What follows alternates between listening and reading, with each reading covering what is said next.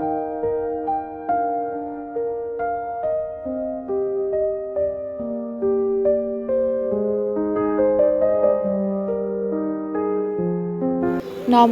Good morning বন্ধুরা, কেমন আছেন আপনারা সবাই?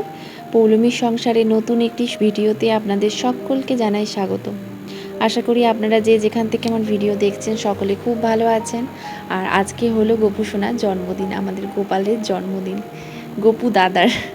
তো আজকের দিনটা তো প্রত্যেকটা বাঙালি পরিবার, কেন সমস্ত পরিবার, নন বেঙ্গলি বেঙ্গলি পরিবারেই জন্মাষ্টমী পুজো হয়। আর আমরা সকলেই গোপালের আরাধনাতে ব্যস্ত থাকি আজকের দিনে। যে যেরকম পারে, কেউ মন্দিরে গিয়ে দেয়, কেউ বাড়িতে ছোট্ট করে করে, কেউ আবার ভীষণ বড় করে করে। কিন্তু গোপু সোনার বার্থডেটা প্রায় সকল বাড়িতেই হয়।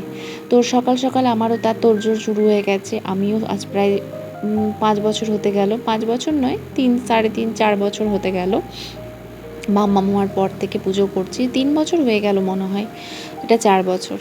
তো যাই হোক, তো আমি সেরকমভাবে করি না, আমি ফল মিষ্টি নাড়ু সমস্ত কিছু কিনেই করি। কারণ যেহেতু আমার সত্যি কথা বলতে ছোট বাচ্চা, সংসার সব নিয়ে, আর চাইলে আমি লুচি তরকারি সুজি করতে পারি, কিন্তু আমার সে সেট আপ নেই, এখনও পর্যন্ত আমি রেডি করতে পারিনি। আর ভবিষ্যতে আশা করি করতে পারবো, তখন আমি ভোগ প্রসাদ দেবো। কিন্তু এখন ওই সমস্ত কিছু তালের ফুলুরি বলুন, সমস্ত কিছু আমি কিনেই পুজো দিই। তো আজ সকাল সকাল আজকে অনেকটাই তাড়াতাড়ি ঘুম থেকে উঠে আগে বাগানে গিয়ে ফুল তুলেছি।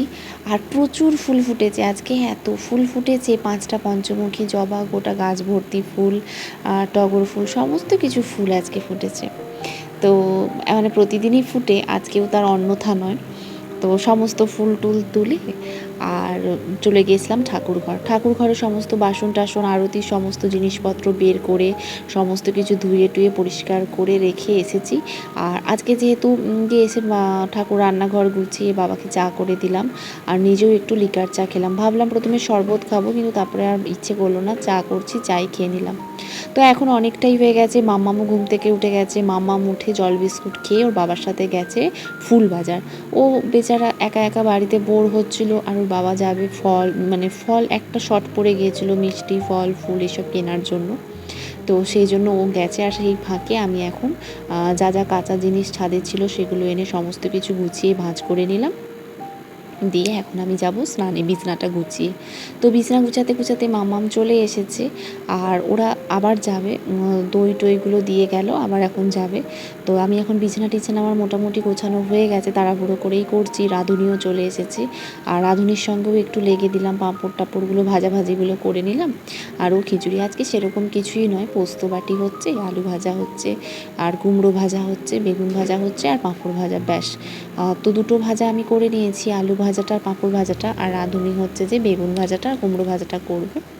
আর পোস্ত বাটিটাও বসিয়ে দিয়েছে, মোটামুটি রান্নাও কমপ্লিট হয়ে এসেছে, শুধু খিচুড়িটাই বাকি আছে। তো তাড়াহুড়োর মধ্যে, আর সত্যি কথা বলতে আমার না এই সমস্ত করতে খুব ভালো লাগে। তো আমি যখন থেকেই ভাবতাম যে আমার যখন সংসার হবে আমিও তখন পুজো আচ্চা করব। তো সত্যি কথা বলতে মাম্মাম হওয়ার সময় থেকেই আমি ভেবেছিলাম যে মাম্মাম হয়ে গেলে আমি জন্মাষ্টমীর পুজো করব। আর শ্বশুর বাড়িতে এসে দেখছি আমার শাশুড়ি মায়ের একটি ছোট্ট সুন্দর গোপাল আছে রাখা ঠাকুর ঘরে। তো ওটা দেখার পর থেকে আরও সেই উদ্দীপটা, উত্তেজনাটা পুজো করার আরও বেড়ে গেল। তো যাই হোক, চলো এখন স্নান ধান করে নিই, তারপরে আবার দেখা হচ্ছে। তো এখন ঘড়িতে বেজে গেছে 12:30, এখন চলে এসেছি জন্মাষ্টমী জোগাড় করার জন্য। তো এই অবস্থা, যাই হোক একটা শাড়ি পরে নিয়েছি বাড়িতে, যেটা পুজো করার শাড়ি, যাই হোক বলতে পুজোর শাড়ি, পুজো হলেই পরি পারপাসে। আর মাম্মাকে স্নান করালাম, খাওয়ালাম। আজকে মালাদি আসবে না বলেছিল, মালাদিকে ডাকলাম, মালাদি যা গেছে খিচুড়ি ভাজাভুজি একটুখানি পাঁপড় আমি ভেজে দিলাম, আমিও হেল্প করে দিলাম, সব মিলে হয়ে গেল। রুমটুম গুছি এখন একদম ক্লিয়ার। এখন এসেছি শুধু ঠাকুরের জোগাড় করবো বলে। আর জানো তো, আজ সকালবেলায় তোমাদেরকে যেমনটা দেখালাম, গাছে ফুল ফুটেছে। ঘুরে উঠেই আজকে আমি সকালে ফুল তুলতে গিয়েছিলাম, 5টা পঞ্চমুখী জবা ফুটেছে, যেখানে 2 3টে ফুটে কি 1টা 2টো ফোটে, এত ফুল ফুটেছে। আজকে হয়তো গোপু সোনা চেয়েছে তাই। তো চলো এখন ঝটপট জোগাড় করে দিই। আর এই যে আমার মাম্মাম, এই যে মাম্মামেরও স্নান ধান হয়ে গেছে, মাম্মাম চলে এসেছে। আর কি সুন্দর লাগছে দেখো ফুলের চুড়িটা। তো চলো এখন সমস্ত কিছু নিয়ে চলে এসেছি, ঝটপট করে জোগাড় করে দিই। যদিও খুব সামান্য আয়োজন, আমি নাড়ু মিষ্টি ফল এইসব দিয়েই পুজো দিই। তো চলো। তো এখন এখানে আমার সমস্ত কিছু ফল টল কাটা হয়ে গেছে, ফল, ড্রাই ফ্রুটস, তারপরে 3 রকম ফল, তার সাথে কাঠি গজা, আর এই সাইডে দই রেখেছি, চকলেটের টাও সাজিয়ে দিয়েছি। আর ওই দিকে সমস্ত রকম নাড়ু, কোনো নাড়ু বাকি নেই। তো আর জানো তো, এবছর দেখছি প্রত্যেকটা নাড়ুর প্যাকেটের গায়ে নাড়ুগুলো কিসের নাড়ু সেটা লেখা আছে। বাদামের নাড়ু, ছোলার নাড়ু, মুগের নাড়ু, মানে কোনো নাড়ু বাকি নেই। বাবা অনেক রকম নাড়ু নিয়ে এসেছে। তো সমস্ত কিছু সাজানো হয়ে গেছে। আর এখন আমি চলে এসেছি ধূপ প্রদীপ আর পঞ্চপ্রদীপ এগুলো রেডি করে নিতে। তারপরেই করব চরণামৃত। চরণামৃতের জন্য আজকে ওর বাবা জানো তো দুধ পায়নি। দুধের প্যাকেট বলেছিলাম, তো যেতে যেতে অনেকটাই দেরি হয়ে গেছিলো। ভাগ্যিস আমি মাম্মামের যে দুধ এনেছিল, আমার কি মনে হলো যে আমি একটা ছোট্ট ঘটিটা যেটা রাখা আছে স্টিলের, ওই ঘটিতে দুধটা 1 ঘটি ঢেলে রেখেছিলাম। ভাগ্যিস ঢেলে রেখেছিলাম, না হলে আজকে চরণামৃত কী করে হতো জানি না। কেন কি না ওর বাবা দুধ নিয়ে আসতে পারেনি, তো মানে দুধ পায়নি আর কি। দই পেয়েছে, দুধ পায়নি, তো সেই জন্য। আর এখানে এখন পঞ্চপ্রদীপও রেডি করে নিচ্ছি সমস্ত কিছু। তো পঞ্চপ্রদীপের যে বাতিগুলো কিনতে পাওয়া যায়, ওই বাতিগুলো আমার রেডিমেড কেনা হয়েই আছে, তো সেগুলো থেকেই এখন। তো এগুলো না খুব ইজি জানো তো। আগে আমি ছোটোবেলায় দেখতাম তুলো নিয়ে পাকিয়ে অনেক টাইম লাগতো, কিন্তু এখন রেডিমেড কি সুন্দর আছে। তো প্রথমে প্রদীপটা সাজিয়ে নিয়েছি, তারপর ওখান থেকেই তেল নিয়ে পঞ্চপ্রদীপটা সাজিয়ে দিলাম। ব্যাস, এটা হয়ে গেলে চরণামৃতটা করে নেবো। তারপরেই চরণামৃত নয়, সরি, পঞ্চামৃতটা করে নেব, তারপরে আলপনা দিতে চলে যাবো। ব্যাস হয়ে গেল আমার পুজোর জোগাড়। আর ক্ষণিক ওর বাবাকে আমি বলেছিলাম যে মামামের বাবাকে, যে কুচো ফুল আনার দরকার নেই, কারণ কি না মালা নিলেই হবে। আমাদের নিজেদেরই 1 ঝুড়ি ভর্তি ফুল, আর তার শুধু দূর্বা নিও, আর হচ্ছে বেলপাতা আর পল্লব এগুলো আর কি নিও। তোর বাবা ওগুলোই নিয়ে এসেছে, তার সাথে মালা নিয়ে এসেছে। মালা আজকে হাত দিতে পারেনি, প্রচুর দাম, প্রচুর। যেটা 20 টাকার মালা সেগুলো নিয়েছে 60 টাকা করে। তো যাই হোক, যেরকম পেয়েছে, তাও কি পছন্দ মতন মালা পাচ্ছে না, ছোট ছোট। তো যাই মালা পেয়েছে সেটাতেই ঠাকুরকে এখন দিয়ে সন্তুষ্ট আমাদের নিজেদেরকে হতে হবে। মন তো অনেক কিছুই চায়, কিন্তু সব কিছু তো আর হয়ে ওঠে না। তো যাই হোক, এখানে এখন বিভিন্ন রকম কিছু দরকার হচ্ছে। আর মাম্মামও আমাকে জানো তো আজকে অনেক হেল্প করে দিচ্ছে। ওকে আমি বলছি এটা এনে দাও, ওটা এনে দাও। গত বছর পর্যন্ত মাম্মাম ওই আলমারি খুলতেও পারতো না, আর কিছু দিতেও পারতো না, হাত যেত না, কিন্তু এবছরও নিচের তাক অবধি হাত চলে যাচ্ছে। তো এখানে এখন ধূপগুলো সাজিয়ে নিয়েছি, যতটা কাজ এগিয়ে রাখা যায় ততটাই ভালো। তো ওই জন্য ধূপ টুপগুলো সাজিয়ে নিচ্ছি সমস্ত কিছু। তারপর ওই আরতির যে কর্পূরের জায়গাটা, ওটাও ঠিক করে রেখে দিচ্ছি। এমনকি জানো তো, আমি ধুনাচুরটাও আজকে সাজিয়ে নেব, কারণ কি না আমাদের যে ঠাকুরমশাই, সেই ঠাকুরমশাইয়ের এখন অনেক মানে ঘর ধরে নিয়েছে। তো যাকে পাঠাবে সেই প্রায় 12-14টা ঘর করবে। তো তার সে আদৌ জানে কি না জানি না। ওই আমাদের যেহেতু টিকাতে জ্বালানো হয়, ঠাকুরমশাইয়ের থেকে আমি শিখে নিয়েছি কি সুন্দর কর্পূর দিয়ে ঠাকুরমশাই জ্বালিয়ে দেয়। তো যাই হোক, এখানে এখন হচ্ছে যে ধূপ টুপগুলো সমস্ত কিছু হচ্ছে যে জ্বালিয়ে নেব। আর জ্বালাবো না এখন, ঠাকুরমশাই সব সাজিয়ে নিলাম, আর তারপরে এখন পঞ্চামৃতটা করে নেব। জানো তো, আমি প্রথম থেকেই চাইতাম যে আমি আমার বিয়ের পর যখন আমার নিজস্ব সংসার হবে, তখন একটা সুন্দর ঠাকুর ঘর হবে। কিন্তু আমরা যা কিছু চাই সেটা ভগবান হয়তো প্রথম থেকেই শুনে নেয়, তাই কিছু কিছু জিনিস ভগবান না চাইতেই দিয়ে দেয়। আমি যখন শ্বশুরবাড়িতে এসে প্রথম আমার ঠাকুর ঘরে প্রণাম করি, তখন থেকেই আমার ঠাকুর ঘরটি ছিল আমার খুব পছন্দের জায়গা। গোটা শ্বশুরবাড়ির মধ্যে এই ঠাকুর ঘরটি আর ঠাকুর ঘরের আলমারিগুলি ছিল আমার ভীষণ পছন্দের। তো সত্যি কথা বলতে আমি খুব হ্যাপি আমার এরকম আলাদাভাবে ঠাকুর ঘরের সমস্ত কিছু সেটআপ ভীষণ ভালো লাগে। তো যাই হোক, এখানে এখন মধুটা দিয়ে দিচ্ছি, মধু, তারপরে ঘি, আর ওখানে নকুলদানা আছে, মিষ্টি, আর এই যে গঙ্গা জলটা দিয়ে দিচ্ছি। ব্যাস হয়ে গেল পঞ্চামৃত। সবাই তোমরা জানো, আমি নতুন করে কি বলবো, বাঙালি পরিবারে পুজো আচ্চা সকলেই করো আর সকলেই জানো। তো যাই হোক, আমার এখানে মোটামুটি প্রায় 75% হয়ে গেছে। এখন আলপনাটা দিয়ে দিলেই বাকি কাজ হয়ে যাবে। আবার সামনেই আমাদের বাড়িতে গণেশ চতুর্থী হবে, লক্ষ্মী পুজো হবে, ভাদ্র মাসের পরপর পুজো এখন লেগেই থাকবে। তারপরে আবার কোজাগরি লক্ষ্মী পুজো আছে। কোজাগরি লক্ষ্মী পুজোটা সেভাবে হয় না। তো সকালেই এমনি ছোটো করেই হয়, ওই ফল মিষ্টি টিষ্টি দিয়েই হয়। আমাদের এমনি 12 মাসে যে লক্ষ্মী পুজোগুলো হয় সেগুলোই হয়। তো যাই হোক, এখানে আমার ঘি ফি সমস্ত কিছুই দেওয়া হয়ে গেছে, এখানে রেডি হয়ে গেছে সব কিছু। এবার ঠাকুরমশাইয়ের দিকে পথ চেয়ে বসে আছি যে ঠাকুরমশাই কখন আসবে আর তখন পুজোটা হবে। তো যাক, জোগাড় করে নিয়ে এটা না অনেক বড় একটা কাজ। এটা যে হয়ে গেছে আমি হ্যাপি।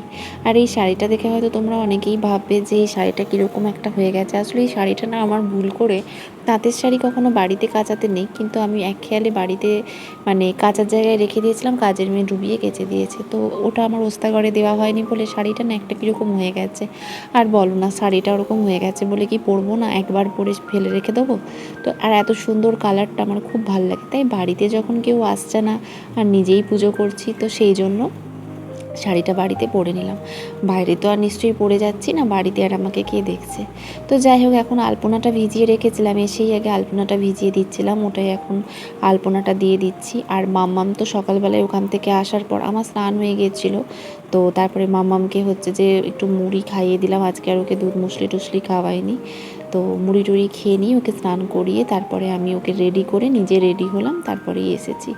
তো ওপরে আগে আলপনাটা দিয়ে দেবো চারধারে, তারপরে নিচে গিয়ে আলপনা দেবো। তো চলো এখন আলপনাটা দিয়ে আসি, পরে ঠাকুরমশাই এলে আবার তোমাদের সঙ্গে দেখা হচ্ছে। তো আলপনা দিয়ে চলে এসেছি, আর সমস্ত কিছু এখানে একদম জোগাড় করে রেখে দিয়েছি। এবার ঠাকুরমশাই কখন আসবে সেটাই ভাবছি, ঠাকুরমশাই এলেই সমস্ত কিছু কমপ্লিট হবে। সমস্ত কিছু হয়ে গেছে, আলপনা দেওয়া, ধুনো, পঞ্চপ্রদীপ সব কিছু জোগাড় হয়ে গেছে, ঘটও করে দিয়েছি, চরণামৃত পঞ্চামৃত। এবার ঠাকুরমশাই এসে ঘট বসাবে, আবশাক দিবে, এবার যেগুলো করবে ঠাকুরমশাই আমার মোটামুটি রেডি। তো এখন যাই, নিচে যাই, একটু ফ্যানে বসি, ঠাকুরমশাই এলে বাদ বাকি কাজ করবে। চলো।